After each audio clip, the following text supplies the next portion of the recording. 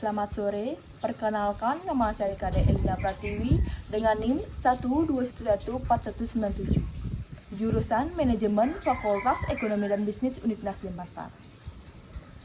Di sini saya akan bahas isu tentang kebijakan pemerintah Indonesia terhadap stop ekspor kelapa sawit atau minyak. Yang pertama, seperti yang kita tahu, Indonesia adalah produsen utama minyak sawit. Artinya, larangan tersebut akan berdampak pada harga pasokan minyak nabati yang akan melonjak tinggi dan menambah tekanan harga pangan dunia, atau larangan tersebut dinilai akan memperburuk tekanan harga pangan dunia. Selain digunakan sebagai bahan utama minyak goreng, minyak sawit juga digunakan dalam berbagai macam produk pangan hingga kosmetik. Hal tersebut jelas akan berdampak pada inflasi dagang dunia. Yang kedua, mengalami penurunan karena larangan ekspor penuh akan mengurangi nilai ekspor minyak sawit hingga 2,5 miliar per bulan. Penurunan nilai ekspor yang lebih besar berpotensi membuat rupiah rentan terhadap dampak dari kenaikan suku bunga The Fed. Mungkin ini akan berhasil menurunkan harga minyak goreng di dalam negeri. Tetapi, bisa dibayangkan berapa pemasukan negara yang hilang akibat 36 juta ton ekspor per tahun tak dapat lagi dilakukan. Yang ketiga, terkena imbasnya. Pertama, tentang inflasi. Karena menurut Badan Pusat Statistik atau BPS menyampaikan minyak kelapa sawit yang menjadi salah satu komoditas utama ekspor Indonesia mengalami penurunan yang paling dalam pada Mei 2022 sebesar 87,72% MTM. Yang kedua, pengangguran, di mana ini juga terkena imbasnya.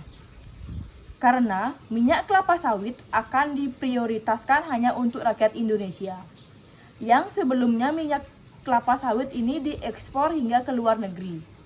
Jadi, pekerja akan lebih sedikit melakukan pembuatan kelapa sawit, bahkan akan ada pemberhentian pekerja. Disebabkan karena permintaan produksi lebih sedikit di dalam negeri jika dibandingkan yang sebelumnya bisa mengekspor lebih banyak minyak kelapa sawit.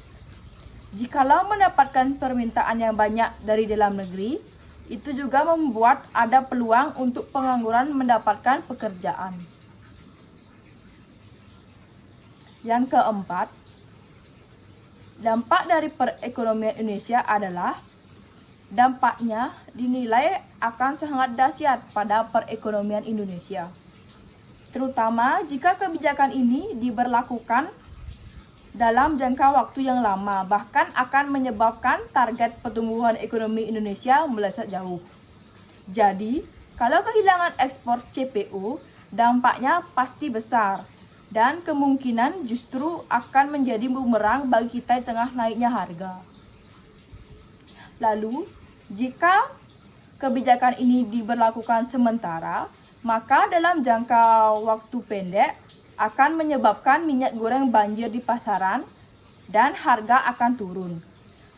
Tetapi, harga pasti akan naik lagi karena sifatnya sementara. Yang kelima, dampak positifnya adalah semua kebutuhan pokok rakyat dapat terpenuhi. Karena itu menjadi prioritas yang lebih penting, lalu dengan mudah kebutuhan dalam negeri bisa tercukupi.